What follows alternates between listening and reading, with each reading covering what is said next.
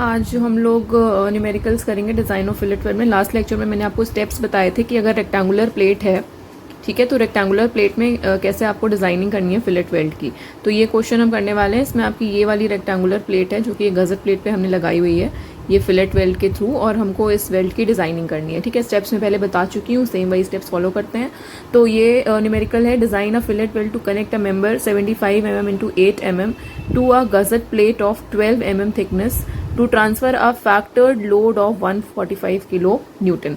तो ये कुछ कीवर्ड्स हैं इसमें, और हमें दो केसेस कंसिडर करने हैं यहाँ पे। पहला केस है हमारा इस तरीके का, और दूसरा केस है हमारा ये। दोनों में डायग्राम में आप अगर डिफरेंस देखेंगे तो ये जो वेल्डिंग की हुई है ये हमारे वेल्डिंग में डिफरेंस है। यहाँ पे आप देखो इस कॉर्नर पे ला करके रोक दिया गया है, और यहाँ पे इस साइड में ये पूरा वेल्ड हमने प्रोवाइड किया है। ठीक है, तो ये वेल्डिंग के जो शेप है उसमें डिफरेंस है। बाकी ये दोनों मेंबर्स जो हैं ये भी और ये दोनों मेंबर हमारे सेम है, और दोनों में ही हमारी शॉप वेल्डिंग भी की गई है। राइट, तो सबसे पहले हम इस केस के लिए देखते हैं कैसे सॉल्व करेंगे हम। तो सबसे पहले हमने जो गिवन डेटा था उसको लिखा, जैसे कि 75 बाई 8 mm की है, तो 75 हमारी बी हो गई और थिकनेस हमारी हो जाएगी 8 mm। क्योंकि ये वाली जो प्लेट है, ठीक है, ये आपकी है 8 mm थिक, और जो गज़ट प्लेट है जिसपे आपने लगाया है वो है 12 mm थिक। तो ऑब्वियसली मिनिमम थिकनेस हमारी ये है, इसलिए टी हमारा बराबर हो जाएगा 8 mm के, और दोनों ही केसेस में सेम यूज़ किया है तो यहाँ पे भी सेम चीज़ होगी। तो ये हमने थिकनेस ले लिया 8, और ये जो बी की वैल्यू है ये हमको दी हुई है यहाँ पे 75, यानी ये वाली जो लेंथ हो गई ये हो जाएगी 75, और सेम प्लेट हमने यहाँ पे भी यूज़ की है, तो ये बी आपका हो गया 75।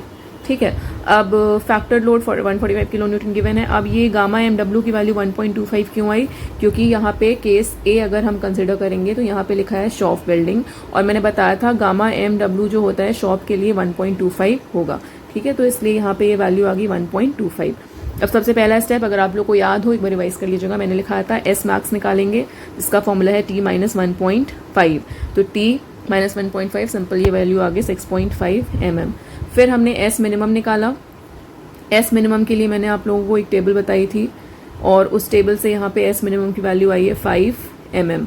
ये जो एस मिनिमम होता है ये थिकर मेंबर की थिकनेस पर डिपेंड करता है। तो यहाँ पे जो थिकर मेंबर है, ठीक है, उसमें हमारी जो थिकनेस है वो दी हुई है 12 mm, और उस टेबल में मैंने लिखाया था कि अगर आपका मतलब अप टू 10 mm था, ठीक है, 10 mm के लिए 3 होगा, 10 से 20 के लिए ये हो जाएगी आपकी 5, फिर आपका 20 से 30 था, इस तरीके से 6, फिर 32 से आपका 50 था तो 8 mm थी। तो इस तरीके से मैंने आपको थिकनेस के हिसाब से एस मिनिमम की वैल्यूज बताई थी। तो यहाँ पे 10 से 20 के बीच में आप देखो थिकर मेंबर की थिकनेस है, क्योंकि वो है 12, तो 10 से 20 के बीच में आ रही है, यानी एस मिनिमम की वैल्यू हो गई 5 mm। वो टेबल आपको याद रखनी होगी। ठीक है, तो ये हो गया एस मिनिमम। अब एस का फॉर्मूला बताया था एस मैक्स माइनस 0.5, तो 6.5 में से आपने 0.5 किया, तो ये हमारा पहला स्टेप का आंसर आ गया, जो कि है एस की value, that is size of weld, step 1 का आंसर। स्टेप 2 हमने टी निकाला, विच इज थ्रोट थिकनेस, तो के इंटू एस, के की वैल्यू मैंने बताया था 0.7 रहती है, एस की वैल्यू यहाँ पे रख दी, तो यहाँ से टी आ गया 4.2। चेक कर लेंगे, 3 मिनिमम टी मिनिमम की वैल्यू होती है 3 mm, इससे ज़्यादा होना चाहिए, तो यहाँ पे ऑब्वियसली जो टी है 4.2 वो 3 mm से ज़्यादा है, तो मतलब ये ओके हो गया। तो ये हमारा हो गया सेकेंड स्टेप का answer, which is T that is throat thickness. तो एस निकाल लिया, टी निकाल लिया। अब थर्ड स्टेप पे आते हैं। थर्ड स्टेप पे हमने ये वाला फॉर्मूला लगा के एल डब्ल्यू की वैल्यू निकालनी है, क्योंकि जब हम डिज़ाइन करते हैं तो बेसिकली हमें एल डब्ल्यू निकालना होता है, स्मॉल एल निकालना होता है, और कैपिटल एल, ये तीनों लेंथ ऑफ वेल्ड है। ठीक है, तो एल डब्ल्यू यहाँ से आएगा, जैसे कि मैंने बताया था पी डी डब्ल्यू की जगह पे फैक्टर्ड लोड हो जाएगा, तो हमने यहाँ पे ये सारी वैल्यूज रख दी।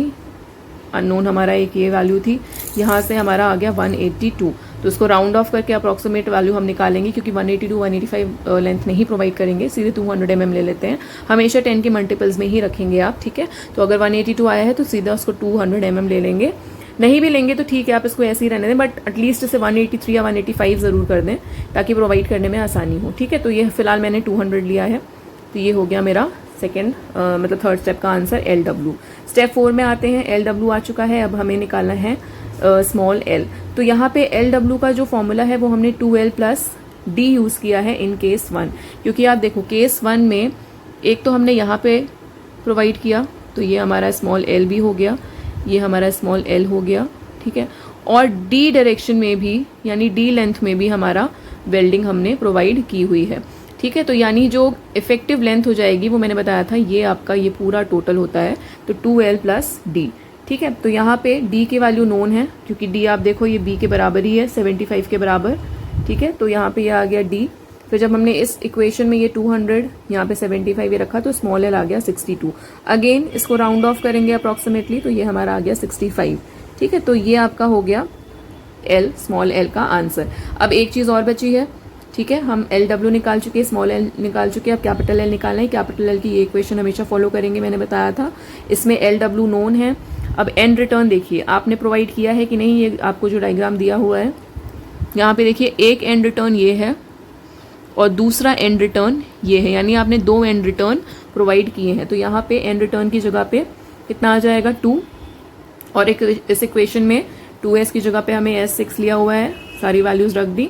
तो ये हमारा लास्ट आंसर आ गया कैपिटल एल। तो हमने तीनों लेंथ निकाल लिया, कैपिटल एल निकाला, यहाँ से स्मॉल एल निकाला, और ये हमारा एल डब्ल्यू। तो तीनों आंसर्स हमारे हो गए, और इसी के साथ ये क्वेश्चन हमारा हो गया कंप्लीट, मतलब केस 1 के लिए, केस ए के लिए। अब केस 2 पे आते हैं। सिमिलरली केस 2 में हमें ये डायग्राम गिवन है, इस वेल्ड को हमको डिजाइन करना है। ठीक है, अब यहाँ पे जो स्टेप 1 2 3 था वो सेम होगा। वो सेम इसलिए होगा क्योंकि हमारा जो मेन मेंबर है वो 75/8 mm का हमने यहाँ पे भी यूज़ किया है। तो जब मेन मेंबर हमारा चेंज नहीं हुआ है तो स्टेप 1 में ये भी सेम होगा, टीटी भी सेम होगा, और एलडब्ल्यू भी सेम होगा, क्योंकि वही फैक्टर लोड है, सब कुछ वही है। तो ये तीनों स्टेप का आंसर तो हमारा सेम हो गया, तो रिपीट करने की जरूरत नहीं है, सेम हमने कॉपी कर लिया। अब लास्ट स्टेप पे आते हैं। चेंज कहाँ पे होगा, जब हम इफेक्टिव लेंथ निकालेंगे। तो इस केस में देखिए यहाँ पे डी डायरेक्शन में हमने वेल्डिंग प्रोवाइड नहीं की है।